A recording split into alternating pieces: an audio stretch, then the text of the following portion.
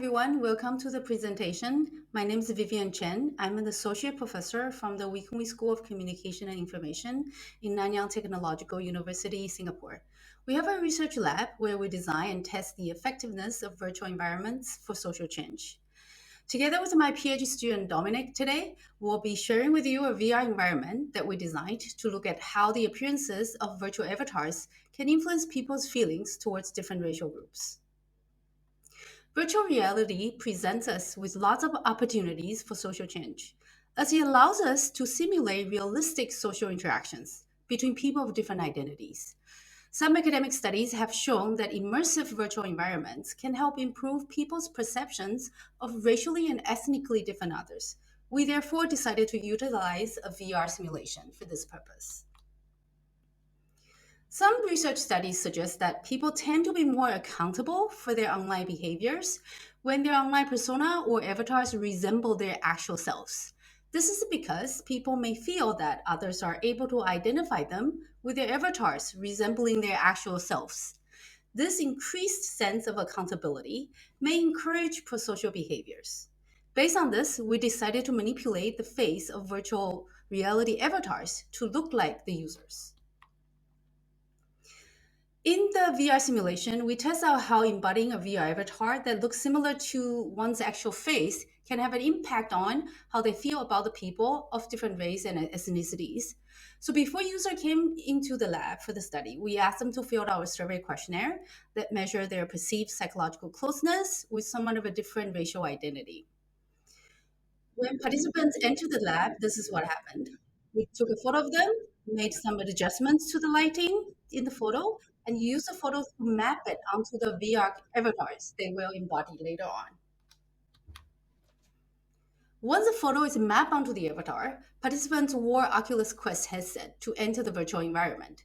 We first positioned them in a preparation room to get them to familiarize with their avatars, move virtual objects, and inform them about their role of a restaurant employee. And next is the video for this particular scenario. You are one of the staff members at Burgers & Company, a local restaurant. Take a few seconds to look around and familiarize your surroundings. Now, try moving these objects in front of the mirror to the storage shelf. Next, pick up the tablet by the mirror.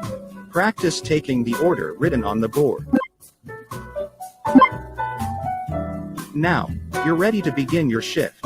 Move towards the door and click on Exit Storeroom with your index finger trigger. We designed positive interactions between the users and a character of a different racial identity to increase psychological closeness with the avatar. They're in the form of dialogues with a racial different customer in the restaurant. The dialogues are in text instead of voice because we want to avoid potential biases that users might have due to the accent of the customer avatar. Please pay attention to the text boxes in the video. It's time to start your shift and serve new customers for today's lunch crowd. As a star employee, you pride yourself on your customer service. It is important that you look customers in the eye when you serve them and pay close attention to what they say to you. A new customer has just arrived. Pick up the order tablet in front of you to get started.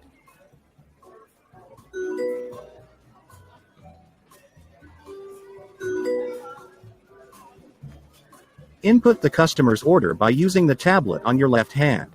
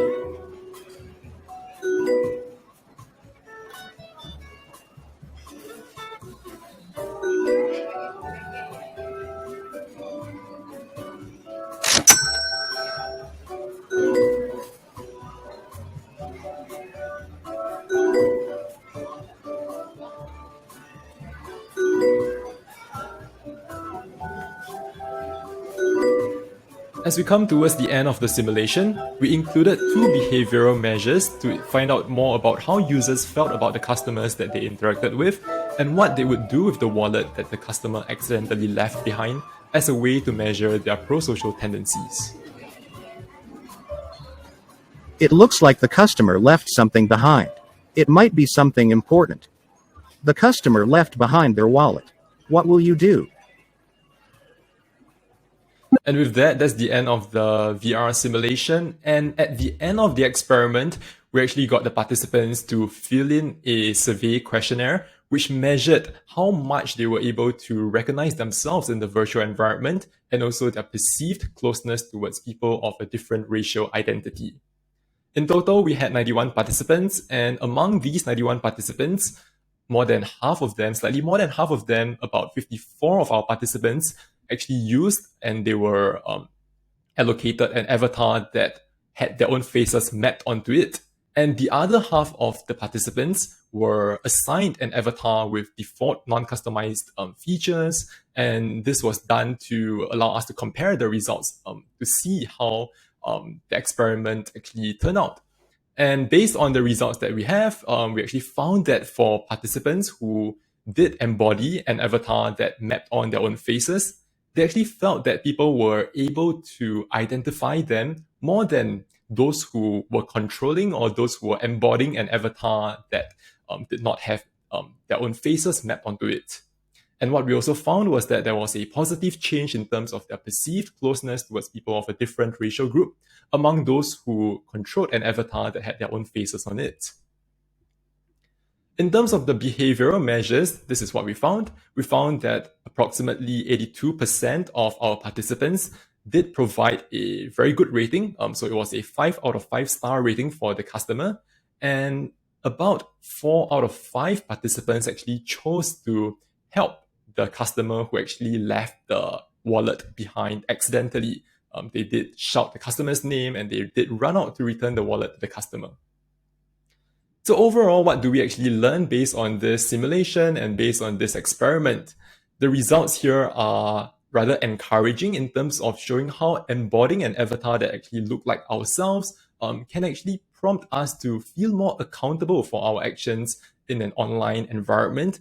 And this may help us to improve our intergroup perceptions, to feel psychologically closer to someone of a different racial group, and also, based on the results that we have found, also encourage people to be more willing to help someone else in a virtual environment. And with that, that's the end of our presentation. And if you have any questions about our study or our VR environment, please feel free to contact us and we'll be happy to chat with you. Thank you. Thank you for joining us. Enjoy the rest of the festival.